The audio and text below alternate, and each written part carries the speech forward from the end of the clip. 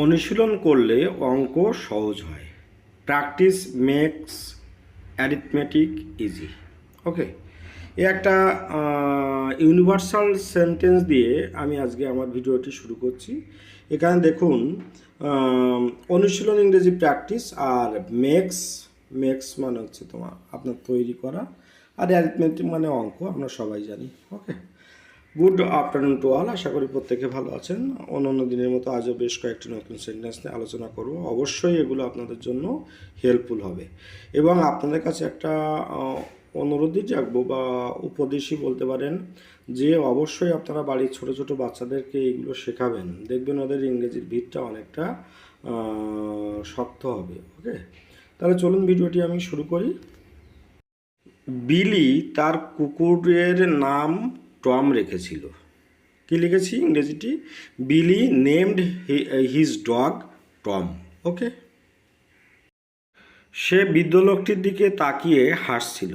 He loved at the old man. এখানে দেখুন, আপনার হাসি ইংরেজি হলো লাভ। এখানে যেহেতু পাস্ট ফর্ম মানে অতীতের ঘটনা, এই জন্য এখানে লাভ লিখেছি।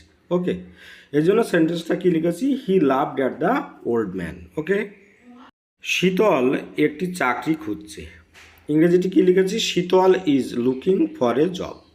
লুকিং ফর মানে হচ্ছে খোঁজা, আর জব মানে চাকরি, আপনারা সবাই জানেন। তাহলে ওই জন্য অ্যান্সারটি হয়েছে শীতল is looking for a job. তোমার চুল কাটো।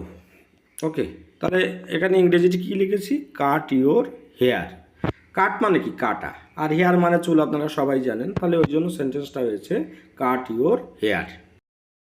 তোমার বাজে অভ্যাস ত্যাগ করো। Give up your bad habits. এখানে দেখুন খুব সুন্দর, গিভ আপ মানে হচ্ছে ত্যাগ ত্যাগ করা।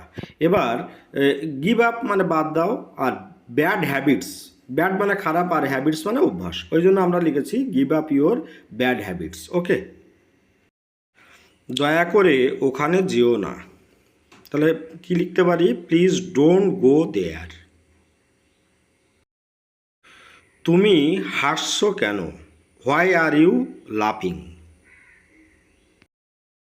সত্যি কথা তিতে লাগে। Truth is bitter. সে তোমাকে একটি উপহার পাঠিয়েছে। He has sent you a gift.